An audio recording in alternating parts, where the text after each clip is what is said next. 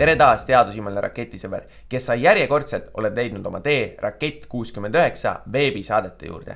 Täna räägime sellest, kuidas panna kujundid õigetesse mõõtmetesse. Suurendage teile ette antud raketi pilti nii, et selle pindala oleks täpselt 4000 ruutsentimeetrit. Võistkondadele on antud raketi kujutis, mis koosneb 3 kuusnurgast ja 2 kolmnurgast. Sellel ülesandel on mitu osa. Kõigepealt tuleb teha arvutused, seejärel tuleb see paberile joonistada, välja lõigata ja siis lõpuks ka kokku panna. Selles ülesandes tuli lõplik rakett koostada täpselt ette antud väiksematest kujunditest. See tähendab, et tuli kasutada 3 kuusnurka ning 2 kolmnurka. Üks viis ülesande lahendamiseks on jagada suur kujund väikesteks kolmnurkadeks ning lugeda kokku, mitu kolmnurka on. Kuid sama tulemuseni jõuame, kui paneme kirja kõikide kujundite pindalad ning liidame nad omavahel kokku. Proovimegi nüüd seesuguselt seda ülesannet lahendada. Kõigepealt peame kirja panema võrdkülgse kolmnurga pindala valemi. Mina tavaliselt võrdkülgse kolmnurga pindala valemit peast ei mäleta, kuid tean, et kolmnurga pindala saan leida, kui korrutan aluse ja kõrguse ning jagan need omavahel 2. Kõrgus mulle teada ei ole, kuid saan selle leida kas trigonomeetriliselt või Pythagorase teoreemist.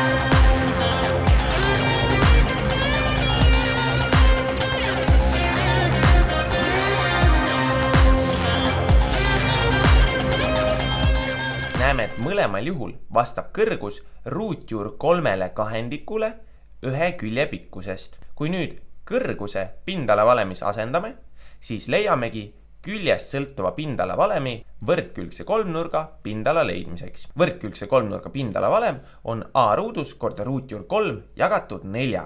Selle valemi abil saamegi hakata leidma raketi pindala. Kuusnurga pindala valemi leidmiseks peame vaatama, millest koosneb kuusnurk. Kui hoolikalt vaatame, siis näeme, et korrapärase kuusnurga saame jagada 6 võrdkülgseks kolmnurgaks, kusjuures kuusnurga külg ühtib iga üksiku kolmnurga küljega.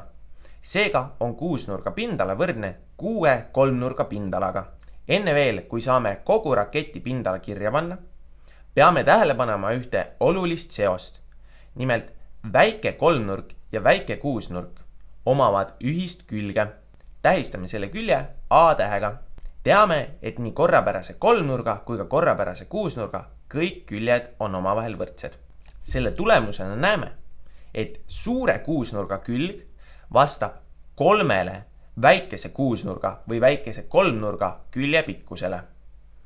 Seega, kui tähistame väikese kolmnurga külje A-ga, siis saame tähistada suure kuusnurga ja suure kolmnurga külje 3A-ga. Ja nüüd ongi meil piisavalt informatsiooni, et kirja panna kogu raketi pindala. Selle jaoks, et raketi pindala oleks lihtsam kirja panna, tähistan kõik kujundid neile vastava pindala tähisega. Suurele kolmnurgale vastab S1, suurele kuusnurgale S2, ühele väikestest kuusnurkadest S3, teisele S4 ning väiksele kolmnurgale S5. Kogu raketi pindala vastab üksikute pindalade summale ning on võrdne 4000 ruutsentimeetriga. Ja nüüd tulebki kirja panna kõik üksikud pindalad.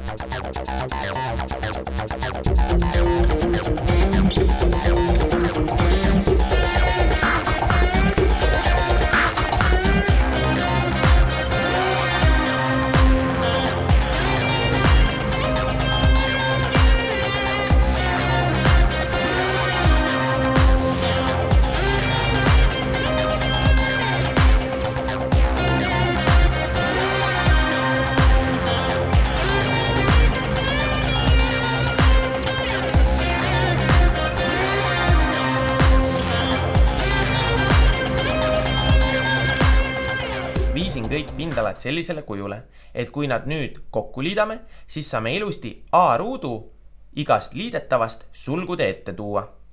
Ja nüüd ei olegi vaja teha muud, kui see pindala kõik kokku liita ning avaldada külje pikkus.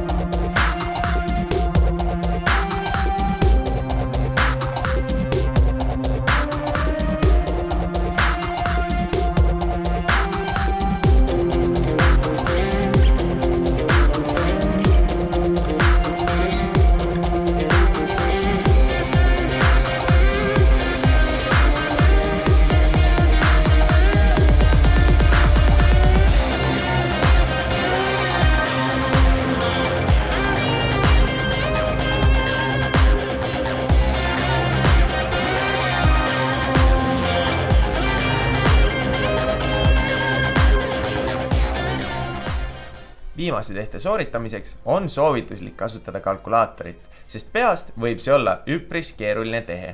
Selle tehte tulemusena leiame, et väikse kolmnurga külje pikkus on 11,02 cm ehk ligikaudu 11 cm. Kuna suure kolmnurga ja suure kuusnurga külje pikkus on võrdne 3 lühema kolmnurga ja lühema kuusnurga külje pikkusega, siis peame suurte kujundite küljepikkuse leidmiseks korrutama selle numbri 3-ga. Ja nendest numbritest lähtuvalt saamegi kujundi valmis joonestada ning välja lõigata. Kuid kuidas joonestada võrdkülgset kolmnurka või võrdkülgset kuusnurka? Selle jaoks peame kasutama sirklit. Sirkli haarade vaheliseks kauguseks peame võtma joonestatava kujundi küljepikkuse. Oletame, et tahame joonestada sellise küljepikkusega kujundit ning kuna võrdkülgse kolmnurga kõik küljed on ühepikad, siis saamegi esimese külje kauguse määrata ära selle sama vahega siin. Toetame sirkli teraviku ükskõik kuhu paberile maha ning joonistame kaare. Nüüd on meil papi peal üks täpp, kus asus sirkli teravik ning üks kaar, kus juures kõik punktid selle kaare peal on sellest täpist täpselt samal kaugusel. Sellest lähtuvalt võime selle sama sirkli sama haarade vahega panna sirkli teraviku ükskõik kuhu siia kaare peale ning kui tõmbame joone, siis läbib see joon alati seda punkti siin. Valime meie kolmnurga teiseks tipuks, näiteks selle punkti siin ning paneme nüüd sirkli teraviku selle punkti peale. Kui sirkli teravik on kaare peal, siis esiteks näeme, et tõepoolest meie pliiatsi ots läbib tehtud punkti, kuid veelgi enam, kui tõmbame nüüd teise kaare, siis saame leida punkti, kus kaks kaart omavahel lõikuvad.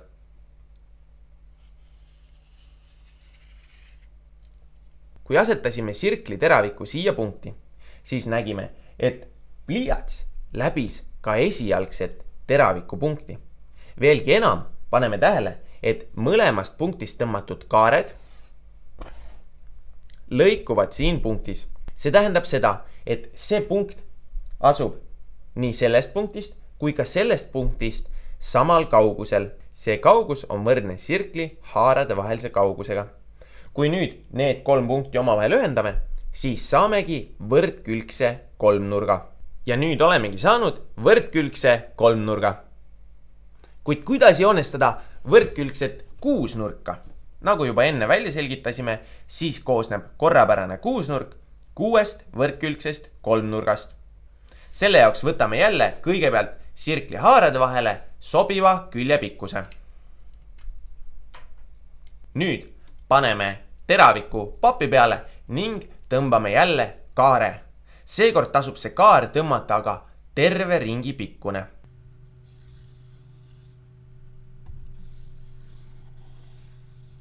Ja ongi ringjoon olemas. Täpselt nii, nagu ennist tegime kolmnurgaga, tuleb ka siin alustada sellest, et valid mõne suvalise punkti selle kaare peal. Sellest saabki järgmine tipp.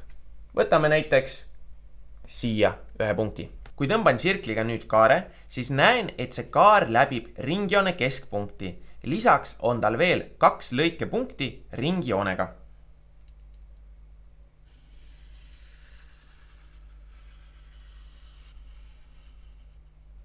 Ja tõmbasingi kaare. Näeme, et see kaar läbib ringjoone keskpunkti ning lisaks sellele on tal veel 2 lõikepunkti ringjoonega. Kuna sirkli haarade vahe oli kogu aeg sama suur, siis on kõik need punktid siin kaarel täpselt sama kaugel sellest punktist, kus asus sirkli teravik. Seega, kui ühendame kokku teravikupunkti, ringjoone keskpunkti ning lõikepunktid ringjoonega, siis saamegi konstrueerida siia 2 võrdkülgset kolmnurka. Olles siia konstrueerinud need 2 võrdkülgset kolmnurka, näeme, et saame sama mustrit jätkata, kui tõmbame kaared kõikidest järgmistest kolmnurga tippudest.